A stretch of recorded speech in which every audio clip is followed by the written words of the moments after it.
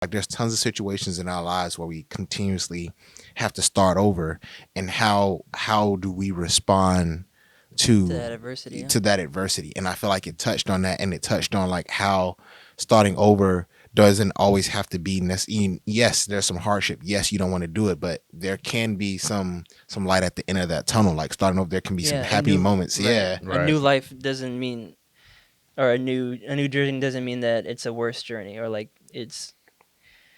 it has to be a worse journey.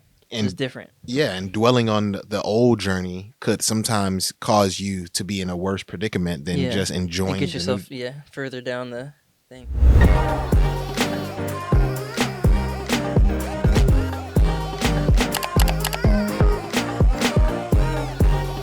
Welcome back to another episode of What We Watching.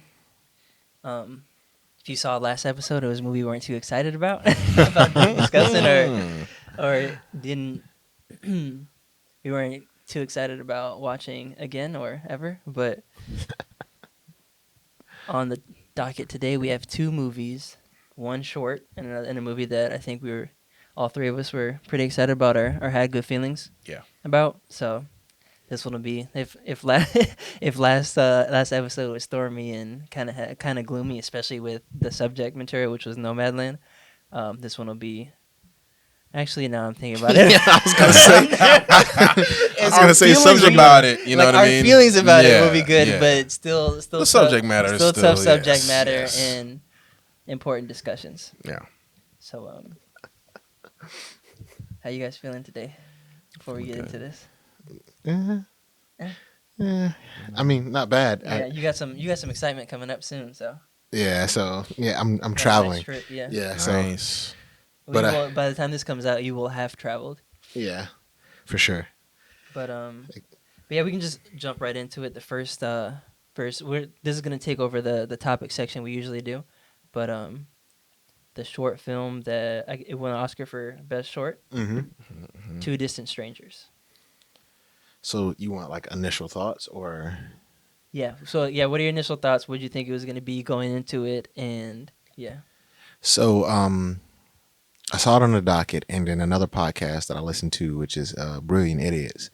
They briefly discussed it, and they kind of gave away what the plot was about. Right. So I knew what to expect going into it, and while watching it, I think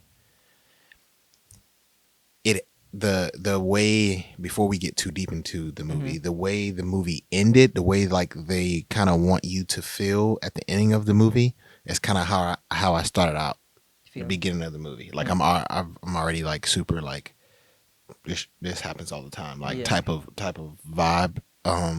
So I think that if I didn't already have those feelings, like the initial stuff in the beginning of the movie kind of would have been like more like impactful. Not to say it wasn't, but like I said, I'm so like desensitized to it that it's like, all right, yeah, Yeah. all right, okay. So that basically was my initial thoughts. Like, Yeah. all right, it's another one of these. Your initial thoughts, Amari? Same. Yeah. It's just I like think we all kind of yeah. felt the same way. Yeah, same. I was just like, honestly, the first thing. I mean, I already knew what it was gonna be about and everything. The thing that just like kept like being in my face the whole time was Joey Badass. Like, I didn't realize how fun and like delightful he was as an actor. Like, obviously familiar with his work as an artist, a hip hop artist, rapper, who I also enjoying that from. But I was like, we were talking about on the last pod, just like people we want to see more and more stuff, or underrated, or whatever the case. Joey Badass can definitely, I could see him in stuff. Yeah. I really enjoyed him moving through this short film. Yeah, it's Groundhog Day meets Black Lives Matter, I guess. Yeah, It's kind of. like, And so for me, I didn't really have any idea of what it was going to be about going into it. I saw the, I guess, the poster or the film art, and that was it. And I'm like, okay, you see a black guy, you see the cop, and you're like, all right, where is this going to go? But the Yeah. Two Distant Strangers, it kind of, the title didn't really lead me into that.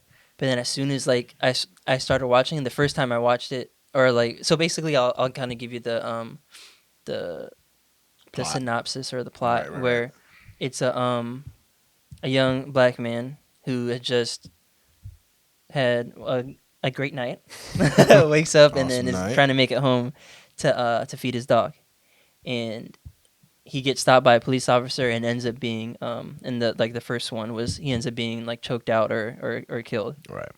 or not, or killed, choked out and killed, and then he Yeah. wakes up and it was a bad dream, and that process repeats over and over 100 times, um, of him going to sleep trying to figure out how he's gonna make it home, gets killed by the police again.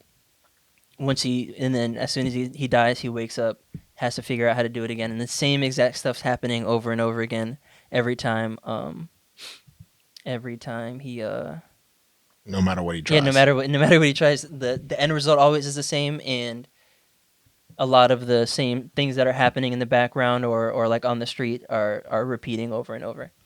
But I thought I liked this short. I thought it was a creative way to get this point across, and um, yeah, I think it was pretty brilliant and brilliantly done. But one thing for me is as soon as I saw the first thing happen, like how it ended and he woke up, I was like, oh, we're gonna go through this a whole lot more times. I was like, it's gonna be the movie where, or the short where it, like you said, kind of like Groundhog Day, and then I kind of compared it to, if you guys saw, I know you guys saw it actually, See You Yesterday. Yeah. Mhm. By it was produced by Spike Lee, and I forgot the director's name, but he's from South Florida too. But I'm pretty sure.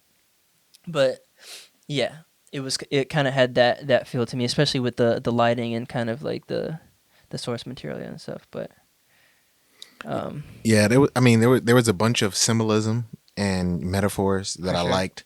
I mean, to me, the things that they touched on, like you said, no matter what he did, he still ended up being killed by a cop. So Mhm. I feel like it kind of touches on some, some social justice things where they're kind of like, well, you should comply, you get killed. Oh, you should develop a better relationship with the cops. There's a scene where he actually tries to do that and play on the cop's sensibility, and they Right. have a long conversation, and then at the end of it, he still ends up getting killed. Mhm. Oh, you should try taking this route. Tries another route, killed. It just didn't matter what he did, he still gets killed. And he literally at the end says, like, no matter what I do, this is the end result. But I'm never gonna stop trying. Trying to And get it's home, kind of yeah. like them describing like what it is like to be a black person in America. It's kind of America, like yeah. no matter what we do or no matter what we're told the solution is, this still ends up being the end result. But I mean, we don't really have a choice but to keep trying to change the end result.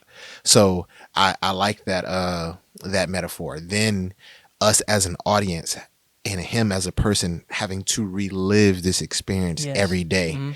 is another metaphor about how like all of us, like every single time one of this happened, we kind of have to relive this over and over and over and over again, to the point where at the end of the film, like he himself, he's a person who's getting killed every single day, and he's become desensitized to it. Right. We as an audience become desensitized to it. So it kind of touches on like how we as a black culture or as black people have become like super desensitized. And to be honest, I honestly think like to some other cultures, For sure, they've yeah. become desensitized to, oh, it's Yeah, just yeah, another As a black society, yeah. period. Yeah. Yeah, we've I'm all like- gotten used to this. Yeah, gotten used to it. So I enjoyed those type of metaphors, that type of symbolism, him, getting shot and then the pool of blood being in the shape of Africa, like Mhm. those types of things I thoroughly enjoyed.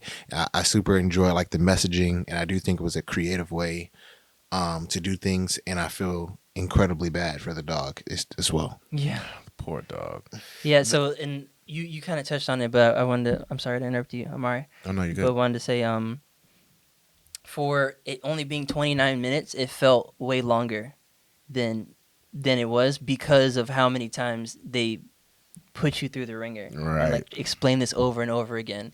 And I think that was super compelling if you were someone who doesn't have the same experience that we do as black men. And I think it was like a brilliant, genius way to try to explain this to someone. Like, as you're watching it, even as me, I'm like, all right, I'm tired of seeing this already. Like, not tired of seeing this, but you feel the exhaustion and like you get stressed and you're like, yo, how is he gonna get out of this? And I think that conveys it perfectly, or maybe not perfectly. I don't know if there's a perfect way to convey it, but the best I've seen in a while.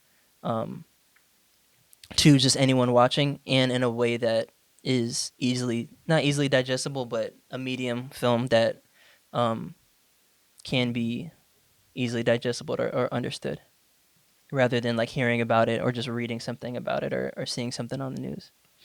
Yeah, definitely. And yeah, it's like the film almost got me too. Like how you're saying you feel bad for the dog. I really thought he was gonna get home. Like Yeah. I really thought I was like, oh, is this gonna end like do do do do do like we love like whatever I don't know. But yeah, he doesn't. He doesn't get home, and it almost is chilling the ending because at first I was like, wait, is this like a trippy like pseudo magical vibe? Like, why is the cop like in on it almost? He was like, Yeah. see you tomorrow. And I was like, no, wait a minute. And I think that's kind of like a commentary on like, he understands like this is his domain and he's in control. You know what I mean? Like, this is his world. He's gonna keep you here. Literally, right. And I'm going to keep you here and I'm going to keep doing this. And so, yeah, like you said, Gabe, like, it's like, it was a very creative way of doing this. I'm personally, I don't want to keep watching these. Right. I don't like watching black trauma over and over again. I don't want to see another slave movie. I don't want to see another black on black crime movie. Another, that is, I'm kind of done with that. I'd like to see more, there's more to us. Big And, facts. you We don't know, need a movie about this. We can just turn on the yeah, news. just turn on the news. You'll see it. Wait, did you guys watch the link I sent you? So my place of employment, I don't know if I'm gonna say it, but they actually had a Zoom call with the directors, the two co-directors Right. of it, and they kind of explained a bunch of the stuff, and they sent the recording, and I don't know if you guys, I sent the link, but I don't know if you guys had watched it. Yeah. You checked it out? Mm-mm. Yeah. Yeah. Okay. Yeah. And I loved a lot of what they talked about. And that's I'm gonna pull up really some notes from it, and after you go, Okay, I'll yeah. kind of talk about it. I think overall it's like we're still in the main thing here is that this was not made for us. And I think that's probably the most important thing, to ring home. Yeah. This was made for, the general public, which is predominantly white. Yeah. They still need, imagery and themes and just in your face material to, show them what's going on.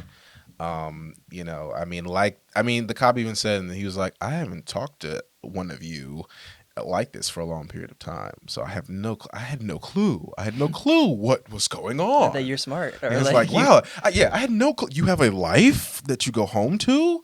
Like, it's like, that's a lot. People still think that. In 2021, there's still people with that mindset. There's a deep, people just don't know. Just an innate ignorance to other people's lifestyles. And Yeah. that's just based on how our culture was designed, And so to have something like this, it is important, as much as I don't enjoy watching black trauma.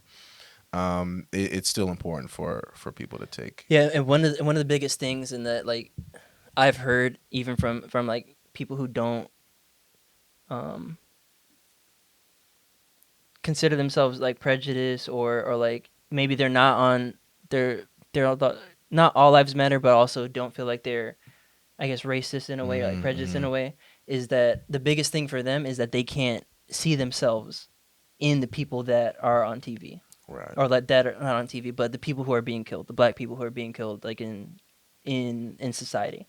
So, and this is a point that the director brought up on the I guess like interview or talk, was that he wanted to make this character impregnable.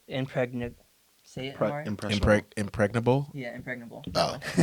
So that you can't find any fault with this person, so you can't detach yourself from that person. Right. Like, you didn't want him to be like, oh, I can't see myself as this person, so that's why that happened, or this would never happen to me. They wanted it to be like, oh no, like, this is a black person, but he's just like anyone else. He's done no wrong. There's no reason for you to prejudge him or have any prejudice towards him or for whatever. Like, there's literally nothing he could have done better to remove himself from this situation.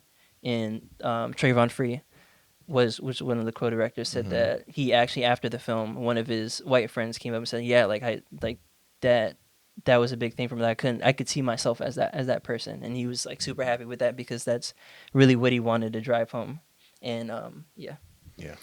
I mean, so I didn't get a chance to look at the Zoom link, but I don't know if other people picked up on it. But they were definitely like, I mean, they did a list of names at the end, but there's definitely like a nod to some of the killings that happened. yeah, So Right. like the whole cigarette thing, Eric Garner was Mhm. selling I can't cigarettes. breathe. Yeah. the Um, first one was him saying you couldn't breathe he and couldn't- you got Yep. choked out. Yep. And then you had when they actually do have the conversation and he's in the cop car and then he runs once he hears it, he gets shot in the back. There was the I think it was South Carolina where this happened. Yep. What Walter Scott, I believe. Yeah, I think that's Where it. he got shot in the back. So there's like little nods. The Cold. SWAT comes in and it's the wrong The wrong house. apartment, yeah. Wrong Breonna house. Taylor. So there was like tons of Yeah. little like nods at those things that I mean, obviously I picked up on because You again, know this we is know the something that's stories. yeah, Right, there's right. something that's so regularly happening or whatever. So yeah, I mean, I 100% enjoyed Yeah. it, but again, Even the part of him trying to make it home to his dog, I think was like, I don't know how purposeful that was, but people can be like, oh, I don't have a like if he's trying to make it home to his kid, like, oh, why were you out or whatever, like, or doing this and that or something like, or I don't have a kid, so I don't know what that's like, or I don't know, but everyone Yeah. loves dogs. Like Yeah. the dogs can do no wrong. So Right. Yeah. They especially implanted- showing the dog sad, like damn, he needs to make it home to his dog and so on. I thought that was But- kind of funny too. The little like the little iHome thing or the little Alexa for the dog. Yeah, a little And he, product like, shoots placement. that little trees like Yeah. pew, pew, and the dog's like, okay, there. Was it? I think Furbo was called. Or something? Yeah, I don't know. fur beat. it's kind of lit. I need one of those. Yeah, I'm definitely like when I get my own spot and like get dogs, that's gonna be so clutch. Oh, the exact word that I said, impregnable. Bro, say it. Impregnable. Yeah, there you go. Yeah. I don't know. I can't say that word, Yeah, but yeah. he Trayvon Free said unimpeachable. He wanted to make this character unimpeachable. Mm, But mm. a couple other things, which if I'm pretty sure the link is still live, you'll be able to see when you watch it. But the scene of him being driven home by the police officer and then still getting killed, that was supposed to be that actually happened in real life. Like that was I forget who it was, but they listed his name in like in the credits and whatever too. But that actually happened, and they said Didn't when know they that. shot it, they wanted that part to be the most absurd part, like kind of make it like, all right, this is beyond the realm of possibility, but we get what you're trying to do here. But it actually happened after they had already shot it. Mm. So when they happened, like wow, like that was kind of crazy that this actually happened in real life, and we were trying to make this the stretch part of it. Yeah. And then the you noticed it or said it, but the blood coming out in the shape of Africa was actually just by chance. Like it, except for like the HOA, the Horn of Africa part, the blood. It was like on the last day, the last shot. How the blood spill just happened to be in the shape, and like they all saw it in real time. We're like, all right, this is kind of crazy, kind of like eerie or whatever, like movie magic they were saying. And then in post, the only thing they touched or edited was just adding the Horn of Africa. So Yeah, that part for me, yeah, it was a little on the nose, but still very, what's the word? It gets the point across. And again, this movie was not necessarily for us, and so I think that imagery there is important. I think the cool thing about this is the relatability. So like the dog, everybody loves dogs. And then just like again, just going back to Joey's performance, like he just seems like the cool. Like if I wasn't a black person, like he'd be, Joey would be like the cool black friend, or you know what I mean, like the cool, like just like the like he was just he felt like someone that you would want to get to know, or Right. someone that you'd want to be your friend, and you feel for him as he goes through this incredibly extraordinary experience. So yeah, a lot of the credit goes to him, and it makes the viewing experience impregnable, or Unimpeachable. unimpeachable, or impenetrable. There's not much that can really pause. There, Yeah, really there liking his isn't new really mic. a lot here. Joey was really able to. I mean, every single thing that happened, he responded to it just as I would. You know what I mean? Like it was that relatable where I feel like anybody who watches this, they're able to take a piece out of it because of what he brings to it. It's a lot of energy. He's just a very personable and charismatic guy on screen, and I hadn't seen him in other stuff. I know he's in the Wu-Tang joint. Hmm. I know he's been in some other things. Um, in his hip hop career, he's a little bit more. He's definitely not like around the way, kind of like you can imagine him in like a suburb. He's definitely just more like Brooklyn, like rah rah, like you know what I mean. Still very conscious, but yeah, at the Very same time, conscious and yeah. very knowledge. You know what I mean? Absolutely. But this is a different side for me anyway, that I enjoyed. Yeah. So one more note, because you guys both mentioned it, that they brought up about us having enough black pain stories and so on, is that he said that what, like, the point I brought up before, that people came up to him like, okay, I kind of understand this more now, and like you said a couple times, Mari, like this wasn't necessarily made for, it was made by us, but not for us. Right. And that was another thing, making it, or him or us making it, is a way that there isn't like revisionist history, or where someone else tells the story so they can tell it a little bit differently. They don't really tell it in its most raw form or the truest form.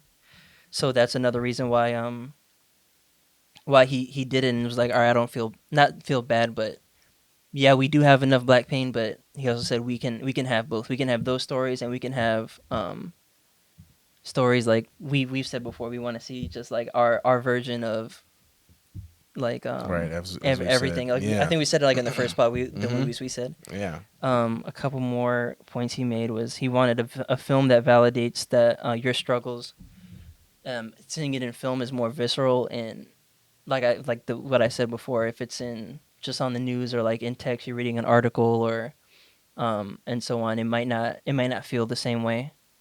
And yeah, he said it was super tough for him to make, but he knew there was a bigger picture or a bigger goal, so he had to get it. They also shot it during the pandemic as well. Word. Yeah. And I mean, again, going back to the Academy, I don't want to go on about the great Academy, but I have some respect for the Academy. I like the Academy, but they like this type of stuff. So it was going to get the attention. It was going to get, the buzz. So yeah. I don't know. I think some people were kind of, what was it? What else was nominated in the short film category? I don't I didn't even pay attention. I was like, remember. this one's gonna win. Yeah, I knew. Yeah, I was like, yeah, this is probably gonna win. But yeah, I think again, yeah, like you said, that one part about the visceralness, the realness of it, I will disagree on that a little bit, but I know what he's saying there, where it's like sometimes you need it to be a little more, you know, dramatized. Yeah, Is that a word? dramatized. Dramatized. Why did I add extra stuff there? Well, I Um, couldn't say the other word, so Yeah, we're good now. Galosticized. I need it to be. Yeah. Sometimes you do need something to kind of be a little bit more. I mean, I'll say from my perspective, we've read a lot about. I mean, growing up, a lot about the Holocaust and events like that. I'll say for sure, Schindler's List definitely like made me like, oh, okay, like that was the Holocaust, and then other events, that have happened in history, that are really significant. They do, sometimes we do need that retelling just to be like you said, and like how they were saying on the Zoom, just like you don't want someone to tell it in the wrong way, or to tell it the way, not to give it the validity or to give it the true voice behind Yeah. it, when it's time to retell that story. That leads me to another point or something else he said. He wanted to make it right away. Like he wrote it and wanted to be right away, because it's also like a stamp in time, kind of like, Right. instead of making it later where it's not one. It was gonna get the most attention and most, like, it was super relevant right now, but also it kind of just, like I said, it puts a stamp, or like it's a stamp in time, or like a moment in time, and it kind of, I think, rap, like, they try to do a good job of wrapping it up and telling all the stories, like you said, with the symbolism and everything in it. I Yeah. could for sure. Um, it was perfect as a short, but I could for sure see like it being a feature. Yeah. Hmm. And them adding the polar opposite being a white kid having like the same type of night, and them doing everything in their power to upset like the cops, mean like in different experiences, like cursing at him, Yeah. throwing stuff at him, getting into a fight with them, Right. and then at one point, the two distant strangers, instead of it being the cop and the lead character, it being this lead character and the white lead character, and at one, and they actually end up crossing each other's path in one of these days where they're reliving the experience. So like, what if on that scene where he's riding in the car talking to the cop, that the white guy's in the car with him, Hmm.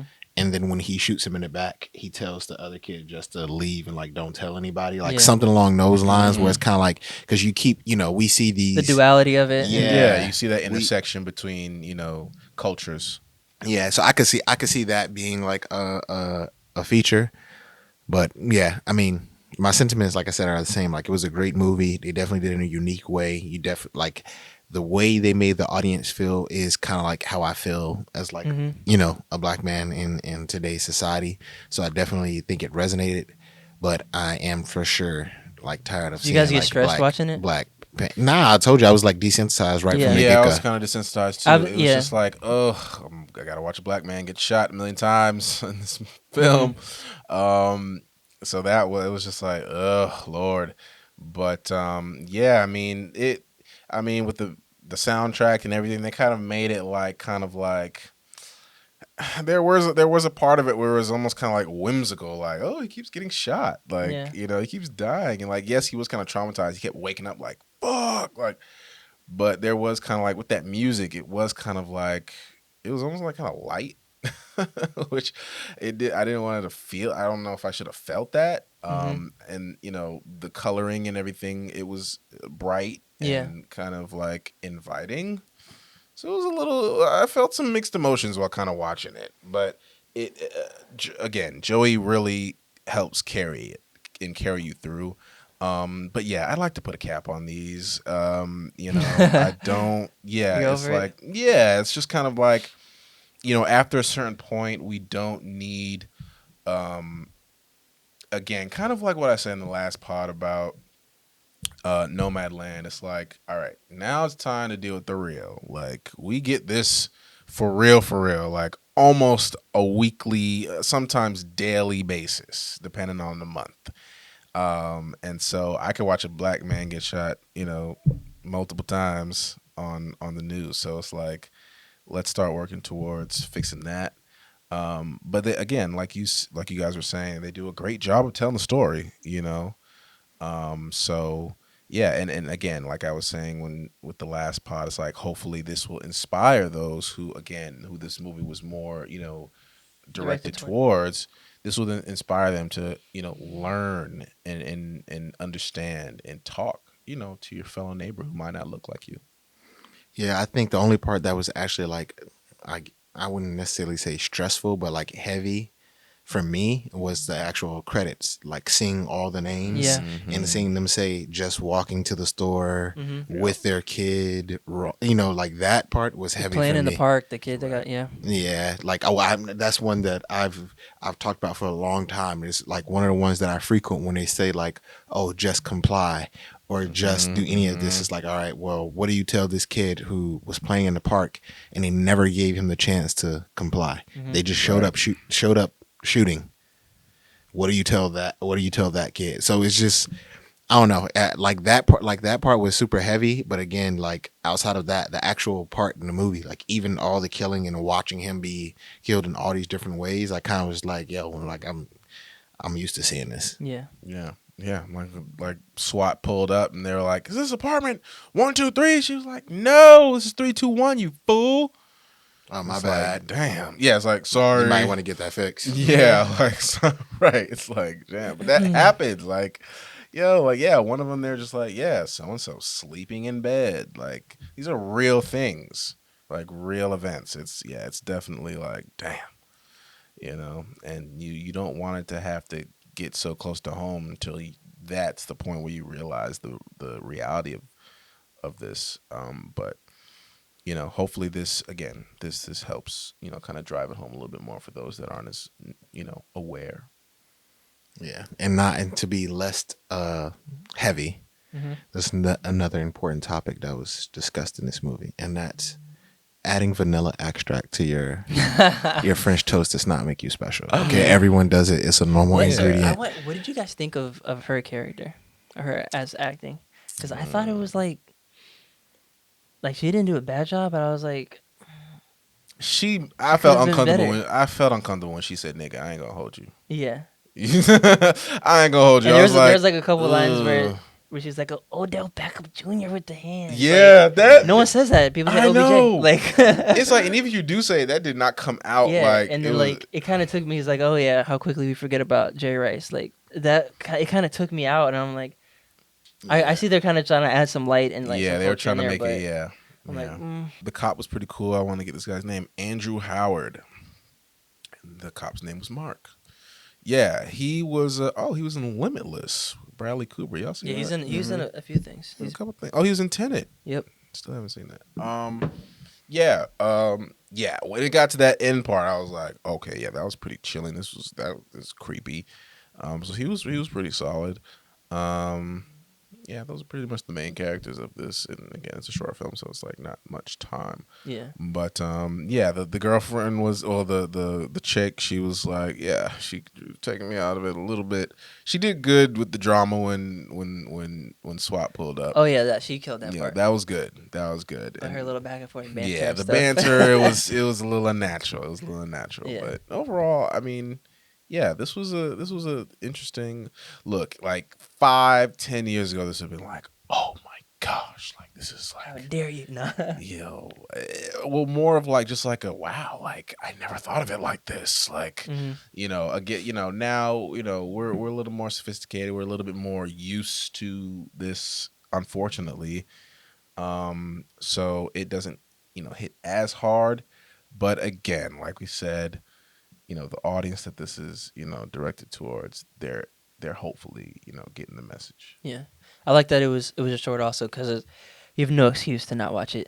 Right, It's exactly. 29 minutes. Yeah, like, and that's a good point too. It's it's like easy to digest. it's a sitcom and, yeah, length or whatever. facts. But rating wise, I guess we'll rate it even though it's our topic. What do you have it as? I'd go with 8.5. Yeah, I was gonna say that too. Yeah, I have 8.5 also. I'll go 8. 8.5 for me. Yeah, I think that I don't know. I think not that it's hard to mess up shorts, but Oh, you could for sure mess up. yeah, you could definitely you could definitely. I mean, I feel like maybe I've just only seen the good ones, but but I think it was super well done. It was unique. Yeah. Yeah. All in all, like I think all aspects except for the couple ones where we're like kind of didn't feel it were well done, and they didn't. I don't think they missed anything. Like in movies like this and stuff, it's really easy to miss, or forget, or maybe not forget, but just like not include something. But they made a point, and it was evident that they were going to tell it all, and I like that about that. Yeah, facts.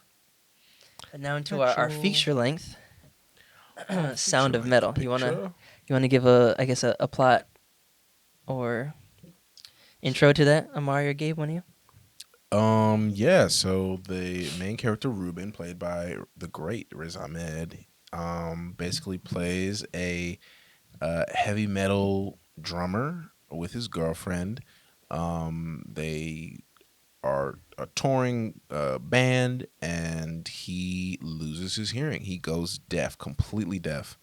And the film essentially just you follow along with him as he deals with this new disability, and how his relationships with his family, friends, and with himself kind of unfold and unravel as a result of his loss. A lot of it was about the internal battle, just the coping of exactly like being a musician and right. Losing your hearing.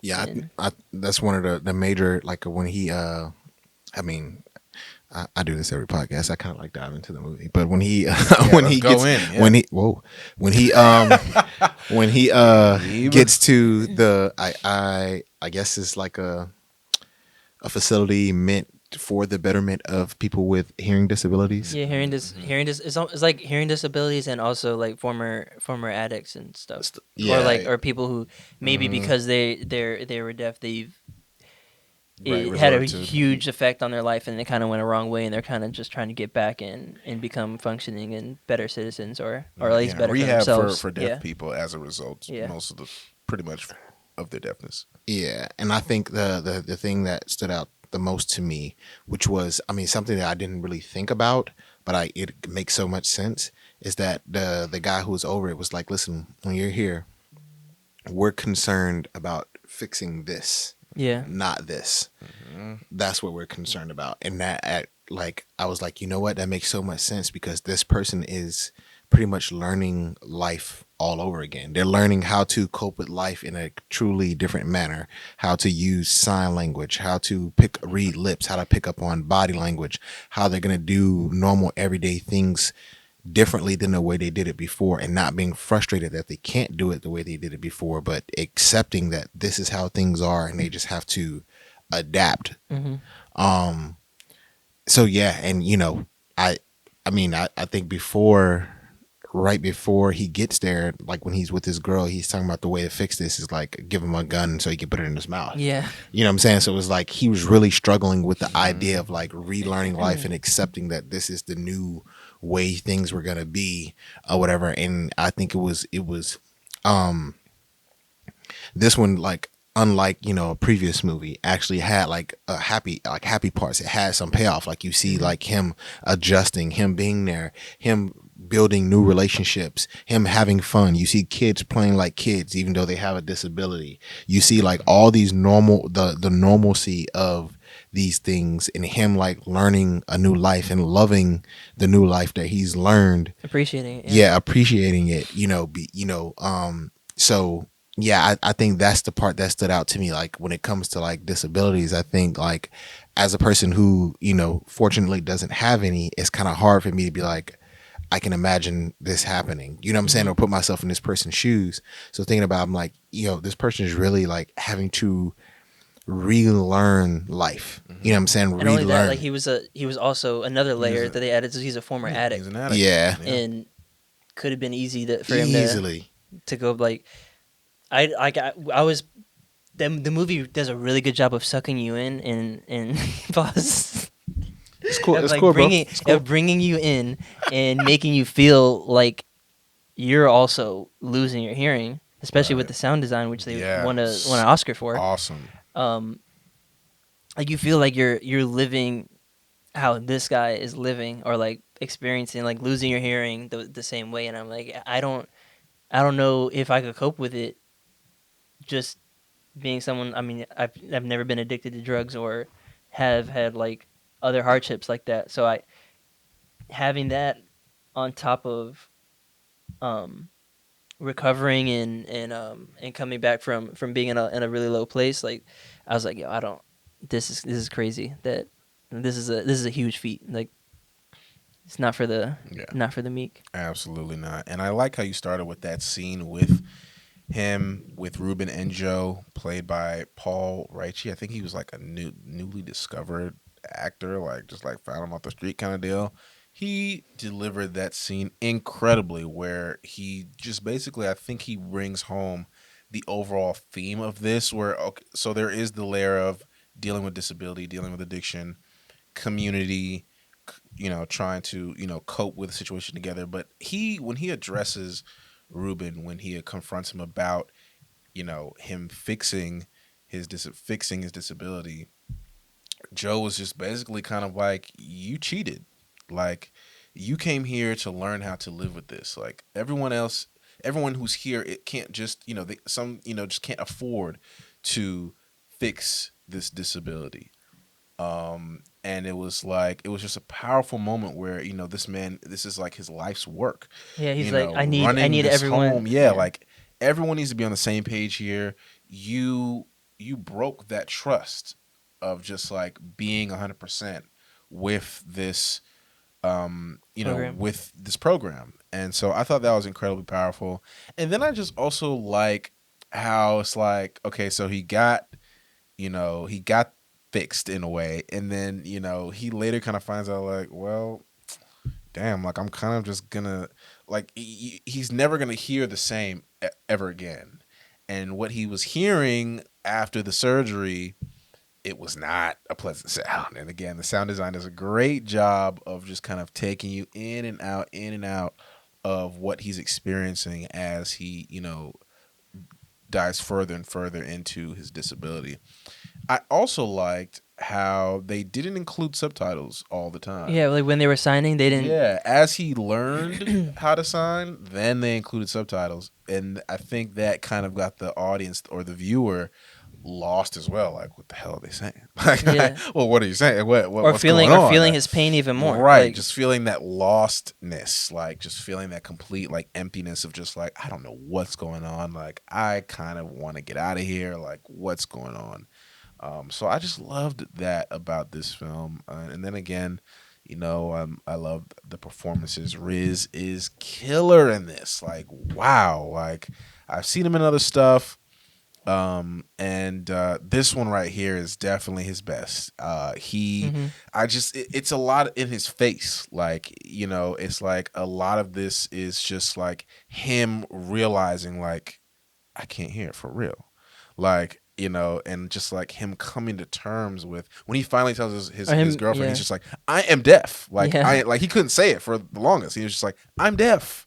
Like, this sucks. He was just so just incredibly raw, and I enjoyed watching him. Just like he's like almost plunging into insanity, almost like you're watching him like slowly lose his mind over the fact that he can't hear. And the main thing he has to do for his life, like work, like he's a performer, he's a drummer, like he has to hear, like it's like that was just awesome. I really enjoyed watching him. Yeah, and I for me, there was some symbolism in that where like we all, I mean, everybody has issues or things about them that they consider an issue, and that they, if they wanted to or they had the means to, they would change. Mhm. But then it's kind of like, okay, well, what happens if you change it and then it is not what you wanted it to be, and you Yeah. just want to go back to the way things were? You know what I'm saying? And there's a lot of those, types of situations, and not to delve too much into it, but I mean, I even seen a recent story on the news where it was like a bunch of women who had previously gotten like surgeries, like Right. body operations, Reconstruction, yep. And they and regret, then they, yeah. and not only that, but it was causing complications down the line, and they end up having to go back and get them reversed, or go back and get things taken out or redone, or etc. And Yeah. they're kind of like, they wish they had never done it. Like, was their them wanting to fix whatever this was that they thought was wrong with them, like, worth what they're putting themselves through, Right. etc. And so, like, I feel like that's kind of what it was with him. Like, he lost the one place where he felt valued after losing his hearing, and then he realized that he didn't like what he had now. He didn't even really like it. He preferred like to just not hear anything than to hear It was very the just like yeah not unpleasant. yeah at all. And so now, like, you gave up the one place where you actually felt like you were valued and you belonged, for what, for what you thought you could gain from this, and now it's kind of like you don't. And then the other part of symbolism that I feel like is super relatable and is about the idea of like starting over. And I feel like in a person's life, like, there's gonna be plenty of times where you start over. You know what I'm saying? Like, there's the, you going to school and now you enter into the real world. That's you starting over. Like, you know what I'm saying? This is a new life for you. There's people who, like, okay, they're doing one career path and they pivot and go to another career path. That's them starting over. There's people when they retire, like, they've been doing this one thing their entire life and now they're not doing that anymore. They're starting over. You know what I'm saying? Like, Yep. it's tons of situation. Even some parents, like, they've been raising their kids. Now their kids are leaving out of the house and they're not with them. They're starting over. Like, there's tons of situations in our lives where we continuously have to start over. And how do we respond to To that adversity. Yeah. to that adversity? And I feel like it touched on that, and it touched on like how starting over doesn't always have to be yes, there's some hardship. Yes, you don't want to do it, but there can be some light at the end of that tunnel. Like starting over, there can be some Yeah, happy moments. right. Yeah. A Right. new life doesn't mean, or a new journey doesn't mean that it's a worse journey, or like it has to be a worse journey. It's just And different. yeah, and dwelling on the old journey could sometimes cause you to be in a worse predicament than Yeah. just It enjoying gets the yourself further down the thing. But yeah, Yeah. that you pointed it out, Omar, that part where he basically gets kicked out of the home because he went in and tried to fix his disability. I put that in quotes because Joe specifically said he's like Yeah, I he's can't like, have you here because everyone who's here I can't have them think like the whole point of them being here is so that they don't think that this is a disability. right. Like they can't think that this is I need everyone who's living here to not feel like this is a disability so that they can like progress and still be people Right. or not so, like I said, a lot of them were there like recovering and stuff, so can't have that extra stress. Yeah. Yeah. Um, yeah, this was a good one, guys. Everyone was very in it. Like all the performances were really great. The girlfriend was pretty good, Olivia Cook. I enjoyed Mhm. her. That's everyone's affected when a single person goes through this type of thing. It's one thing to be born with it, but it's another thing to have you've lived all this life. This is a grown adult, and your whole world's flipped upside down. Yeah, they did. And you take for granted. You take for granted those type of things. Being able to walk, being able to talk, being able to hear, being able to see. I can definitely say that I'm running on like a contact and a half right now. So I definitely, you just don't, you just don't, have that appreciation for certain things until they're lost, and this was definitely one of those things where it's just like this guy was just living his life, on the road with his girlfriend performing, and all of a sudden that's just not, that just isn't able to happen anymore. And it's just like, what do you do? How do you respond? And I think this character didn't respond well, and as the movie progressed and as he, grew with it and Yeah. learned, it didn't work out. Yeah, he He didn't thought he was like, respond all well. right, I'm. He even said he's like, yeah, I had to do this for me. Like Right. I need to take control back of my life, and you talk yourself into things. We're like, all right, like this is what's best for me, when really like it might not be the best thing. Right. And like you mentioned it too, like having to start a new journey or relive or like relearn things, Gabe. And I think they did a good job of showing him like in school with like 5-year-olds and like like Mhm. kids, and he's in there and they're teaching him things about how to sign and how to like live and playing games and so on. And so I don't know, I thought it covered all the bases. It it touched on everything in a really unique and an enlightening way for people who like I felt like now that I know what it's like to be deaf, but I felt like I experienced that during this Yeah. movie. And you touched on what's her name? His girlfriend. Lou. Yeah, you touched on Lou and her character, and he talks about how she saved his life, like she gave him some tough love and saved his life. And then later on in the film, I feel like they kind of hinted at how she was able to do that. So, I feel so he was taught like he sees her again. He's at her home and she's singing with her dad, and she's singing in like Russian, and it's a completely No, different French. Yeah, and French. it's a completely different style of music than what they used to perform. And he was like, "Oh, you sound great like that. You seem like at home, da da da da." And she was like, "Listen, that's my father's type of music. That's the type of music he had me singing my entire life growing up. That's not me. That's not what I like. I had Yeah. to leave here so that I could live in my truth."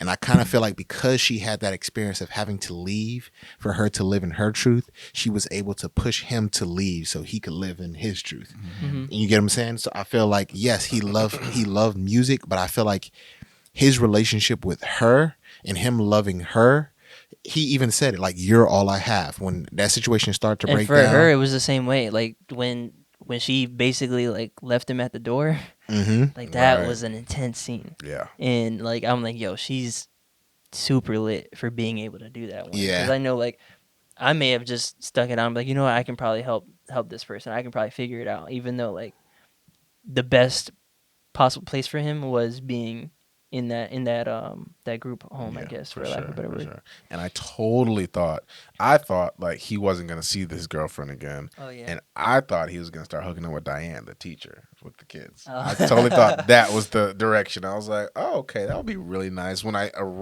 originally was watching and thought the movie was gonna end, like happy, I was like, oh, like he'll fall in love with Diane and like they'll have a great life in this community, but life doesn't happen like that, and it's like we were talking about Nomadland in the last pod, and it's like that reality setting in when it comes to these types of things. Everything isn't a storybook ending, and it's like choices that you make, they have the repercussions, and it's easy to say, well, he should have done this, he should have done that. We haven't gone deaf, Yeah. but And we have the what is it called? Hindsight's 20/20. Yeah, Like hindsight's we can 20/20, see yeah, we can see the whole exactly. picture. Yeah, we can see the whole thing. And to be honest, when he got the surgery, I'm like, all right, I feel him because he wants to hear again. Yeah. I didn't think it was gonna sound terrible. And Yeah. then you realize like, Yeah, and Neither I did wonder he. what it sounds Yeah. like to. I would love to get. I hope they Yeah. have something on And like YouTube that- of maybe someone reacting who's like deaf or has a hearing aid. Like, what do they hear? Like for real? Right. That scene after his surgery pissed me off.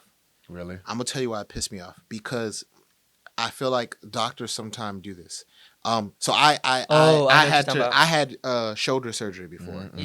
yeah, and there's a process that you have to go through, like giving you an MRI, etc.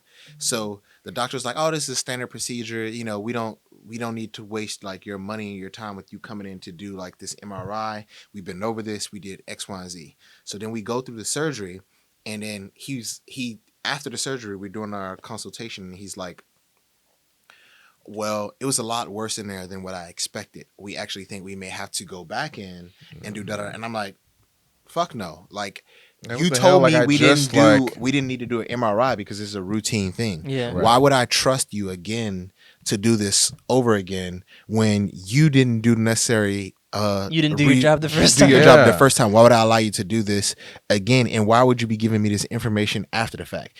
Anything you saw in there shouldn't be news to you. It shouldn't be Yeah. a new thing. It shouldn't be something that we're both learning. Right. You should have been informed about this before you did the surgery.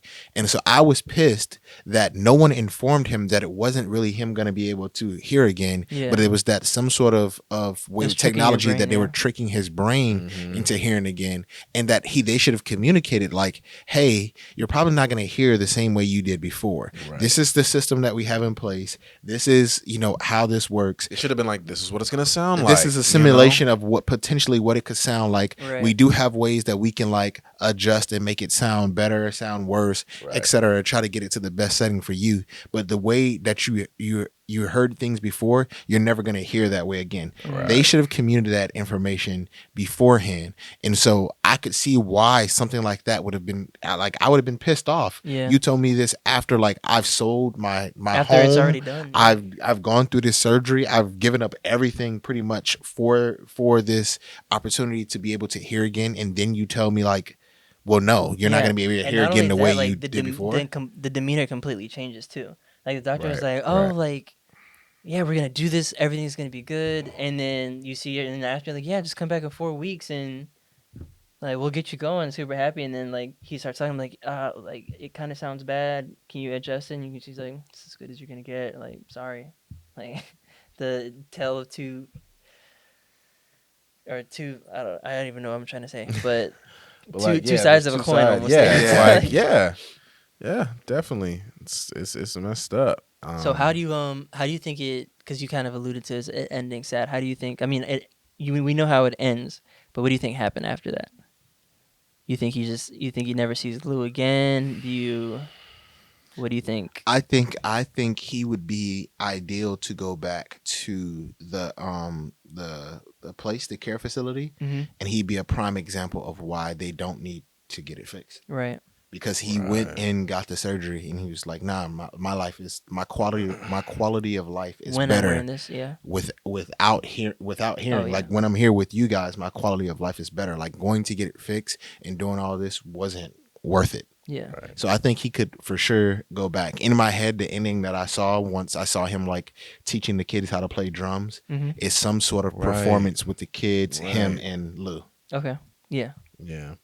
When I saw that Lou, she had transformed, you know. I mean, and then she also had alluded to, you know, her own pains and struggles, particularly with drug abuse, and you know that was before she, you know, left. And hurting herself too. Yeah, and That was hurting a big thing. herself. Both of them. And so to see her in a completely different, I mean, her appearance and everything's just completely different from what we see when we first meet her in the film.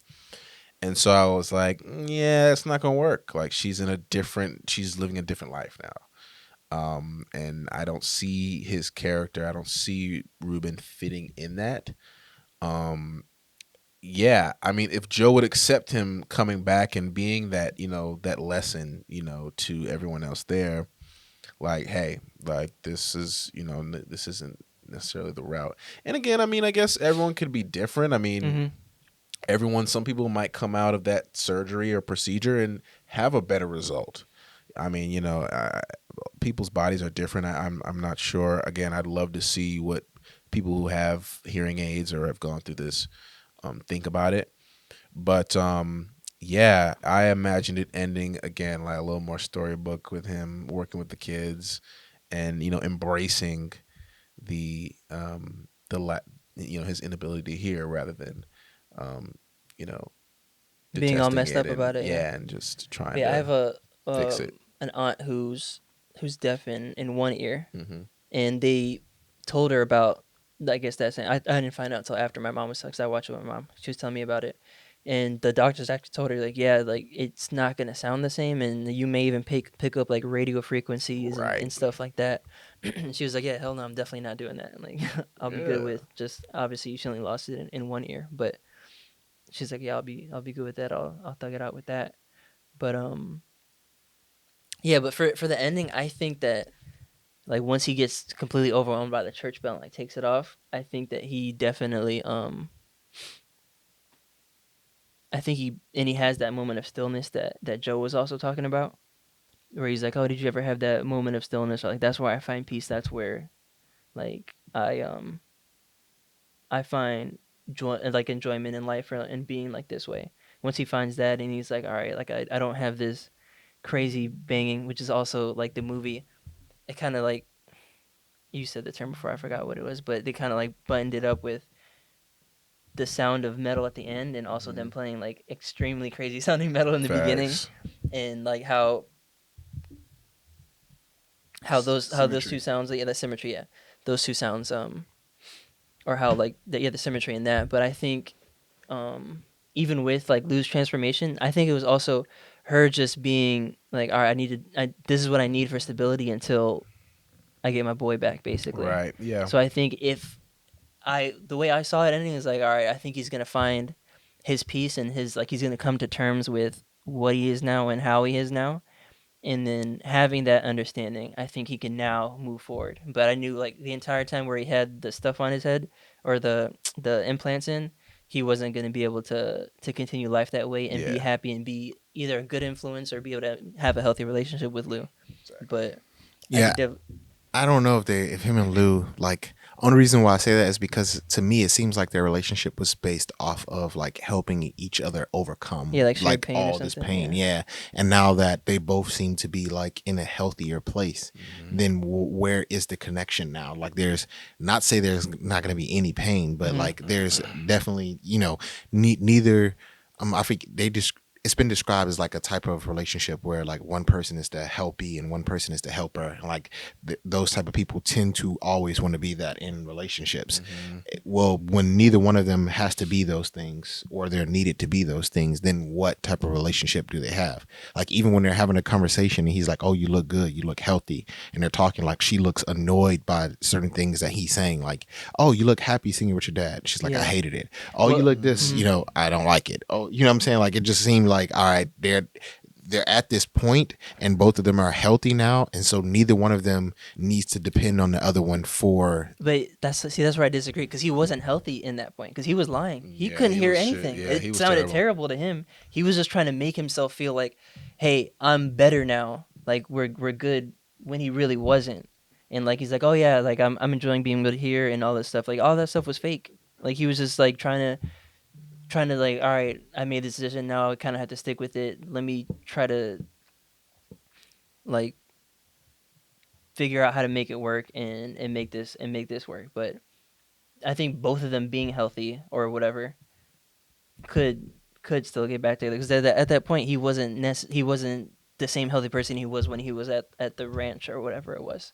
So I feel like if he had that moment of clarity or like that, all right, this is how I'm gonna move forward, and Joe was right kind of deal, and he just like comes forward and comes clean basically, like because she was kind of he was basically like trying to fake it till he made it with her and get her like, oh, you kind of sounded good, because he couldn't tell what was going on. He was all disoriented. I mean, that's at least what I took.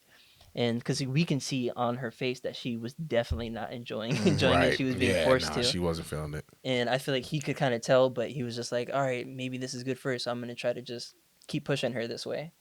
Where Right. if he comes back or he has that, all right, I'm healthy now, or like I understand what Joe was talking about, how I need to be, that they could continue. But Yeah. well, he is gonna have to tell her that he sold everything though. I don't know if he wants to do that. Right, exactly. Like the thing is, it's just like their relationship was mainly the foundation was mainly music, like and performing. Like they are not going to do that again. They won't be able to do that again.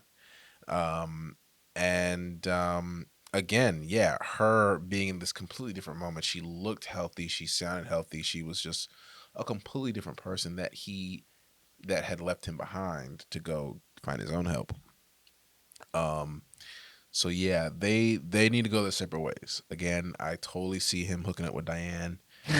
He just wants to make this Yeah, happen. yeah. I want to get back with Diane. Diane was looking good. I was like, yo, Diane, Diane was you looking seem so good. nice. Like, yo, go back with my dog. But yeah. Overall, this was a really g- good viewing experience. Again, the sound design, that was awesome. Like, I mean, from the very moment that that's what I love about these types of films, when you know there's gonna be a switch, and I was like, okay, how are they gonna do it? Like, what's gonna be his first moment where he's like, I can't hear shit. It was perfect. Like Riz's face again, like just his, like him Demeanor. just staring into like space, just like I can't, like what? It was really really good. And yeah, it's like you almost feel like it really helped you kind of feel like what he was feeling and hearing or not hearing. So yeah, this was a cool one, guys. And I was trying to look up like the director and stuff, and the director, um Derek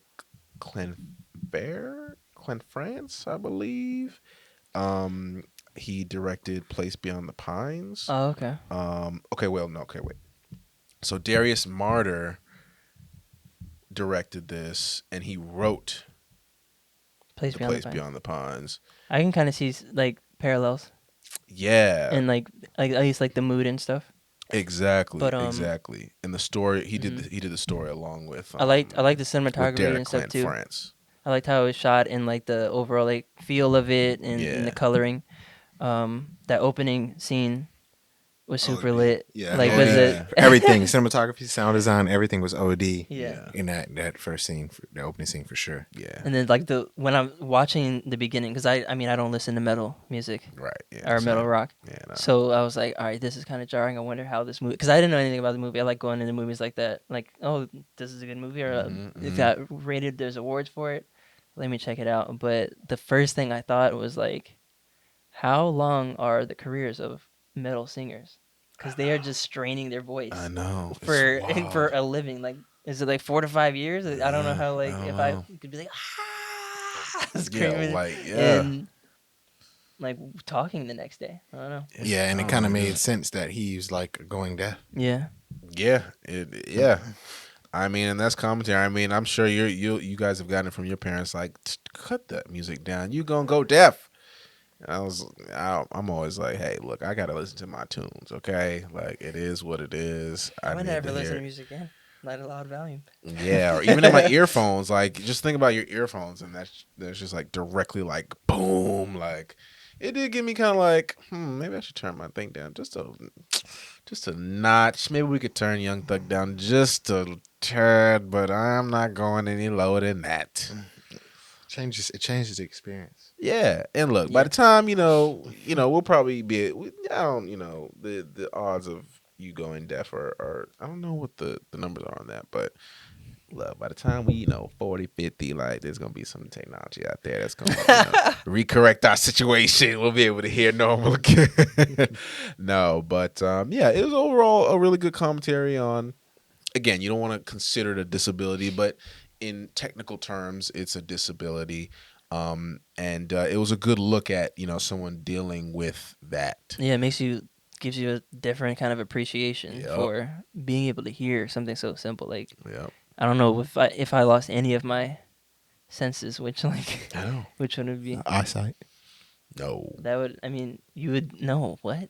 No, I'm saying you wear That'd glasses. be the worst one. Oh yeah, it's not terrible, but like the one that I wouldn't I used mind. to play basketball and whatever without context. I didn't True. have context for like Oh Lord, 4 years during college. dang. Me, Yeah. I'd be okay with losing sense of smell. Boom. Mine would- Same. As long as I can keep taste. Yeah. Though. Oh, taste. I was gonna say maybe mine would be taste. No, fuck no. Absolutely. Yeah, not. I like. I Bacon? mean, I was about to say you I gotta gotta be be the fucking baker kidding me. slash At this- cook. Like I not know, having so it. There's me- no way. The eater? But- No, but, I'm not. Gabe knows I'm an eater also, but I thought of it from like functionally. Functionally, yeah. Like- I mean, smell. Like taste, I'm like, all right. I love really good food, but if I lost taste, I could just eat healthy and be like, be straight for It's the like, same thing. Yeah. and not even realize like, oh, okay. But if I lost still smell, need a like, little I'm bit like, of sazon on my shit. I I need could- to I season could my get into stuff. some danger. If smell and taste are not very similar, but they work hand in hand. Yeah, kind they of. do. Yeah, So, I don't think you can have one. If you without had less, if you didn't have taste, you probably wouldn't be able to smell as well, and the Right, same thing vice versa. that. Right, for sure. But I don't know. I feel like smelling stuff could get me out of more danger than tasting. Like if I can smell as a fire, or like there's the gas is still on. It smells like gas in here. So functionally, I was That's like, fair. all right, That's fair. let me go with taste. No. In regular people, let's assume that the world's not ending and I don't have to follow the North Star and everything. Yeah. I'll keep my taste. I need my foods. Yeah, it's just no way. Yeah, There's no way. yeah. But I like that. I like how you're thinking, AJ. That's fair. Like if if I had to, if I was Or like eating. if I was a eating food is like- nomad and I had to, Oh no. I had No, but if like food is probably like one of, I would say like my vices, I guess, or like one of my biggest vices. Like Yeah, I same. like food. I like to eat. So I'm like, yeah, I'd just be healthier. Well, that's all. I'd probably eat healthier. I'll just Like, give it up. just eat- just I love this eat so just bowls of much. spinach all the time, All and the that's it. time. Like I just boil some chicken and spinach, and it won't be like, oh, this tastes like cake. Like I don't know. Man, I need it. I need it in my life. So, what would you guys rate this movie? I'll start with AJ because Amari always goes first. Mario is good. So I'm gonna Put say the pressure on AJ. Yeah, let's do that. 9 or 9.5 is up there. It's like I also like I kind of have an affinity for unique stories and kind of I guess movies that have an indie feel to it or something. Just unique stories, like underrated actors, and you still getting an amazing movie where you might that might not always be the result. So 9 and a half. Yeah, I go like 8.5, 9 Yeah. for sure. Again, the bar is Shawshank. Yeah, Bar Shawshank. So Yes, yeah. 'cause it's I'm gonna gonna be say difficult. It's gonna be actually difficult. now Yeah, that that's hard. I'm gonna say 8.5, 9. I'll give it a 9. I think this was a very Academy Award nominated worthy performance by Riz. I just loved watching him dip in and out of insanity, him trying to come to terms with things, him kind of falling back and being like, oh wait, I can fix this. He just goes through so many different emotions. There is even a little bit of humor in there, with when he's trying to deal with things like, I can't talk, like you can hear me, I can't hear you, but I'm just gonna talk into the phone. I smoked a cigarette right now, which I shouldn't have done, but hey, I'm going to have. Given you the know, circumstances. Given the circumstances, right? It's like the reality of it. He's able to kind of, pull you in even more. So, what would you rate his performance? His performance a 10 out of 10. 10. Yeah. Yeah, his performance a 10 out of 10. Like again, just the face. I mean, he without even saying lines, you can see it in his face. He's like, and he does that thing that we all do when our hearing gets a little wonky. We're like doing that little thing, and it's like it's not happening. He's just like, what? Like, what is going on? Like, I need to hear. I was doing that during the movie. Yeah, at some points, I did it with. Yeah, I was doing it with him. Like, I mean, overall, it just does a great job of engulfing you into the experience of what he's going through. And so for that, I'm gonna give it a 9. I'm gonna give it a 9 out of 10. I would like to point out that out of us three, you didn't with this movie, but you give the hottest takes of each movie, but you also rate them the highest. Yeah, that's why I took mine a little bit down, because I need to keep not consistency, but like I'm not trying to like pigeonhole myself into being like everything's a knock out of the park or whatever. Yeah, no. Yeah, that's what I said. I created this same way I did when we were just like trying to rank the the point system. I have to create, so that's what I'm like. Okay, 5 means I'm not rewatching this. If it's lower than a 5, it means I like really dislike the movie. There's probably only one movie that comes to mind that I rate like a 1. Then if it's a 6, I mean I give it another chance, and then from the 8 to 9 range, I mean, it's good, but it ain't like over the top. Like, okay, there's a few 10s I can think of, like Parasite, Shawshank Redemption. Like those to me are like, all right. So me giving something a 10, it'd be like I have to put it in that same stratosphere. So I have to. Me knowing that keeps your me in ratings line. in check. Yeah, for sure. Yeah, as a shitty movie critic, I believe that they're not. No, for me, it's just like I try and take both sides. So it's like I'll take my opinion and I'll take like what the movie's giving, or like try to take bias out of it also. Right, like I'm trying to put both together. Again, like going back to the Nomadland, it's like like I understand like why this is what it is, like in terms of the construction of the film and the performances that are in it. And the direction, etc. With this one, again, like bringing all those things together, coupled with really good commentary, great performances, a great just overall packaging of the film, from the cinematography, coloring, sound design, soundtrack. I enjoyed all of that. I mean, Riz. That category was stacked. All the categories were stacked, performing wise. So he wouldn't have. I can't see him getting it in any year of memory right now. But it's good. It's so good. Yeah, I like that his character changes. It's not like right that you're not getting the same exact person the entire time. You're seeing ebbs and flows. Facts. And he executes all of it. Yeah, definitely. Me and my contact and a half agree. All right, well, with that, we have our readings in. It's been another episode of What We Watching. Yes, sir. Are you gonna do your finger guns? Huh? Your pew, pew, pew, pew, pew.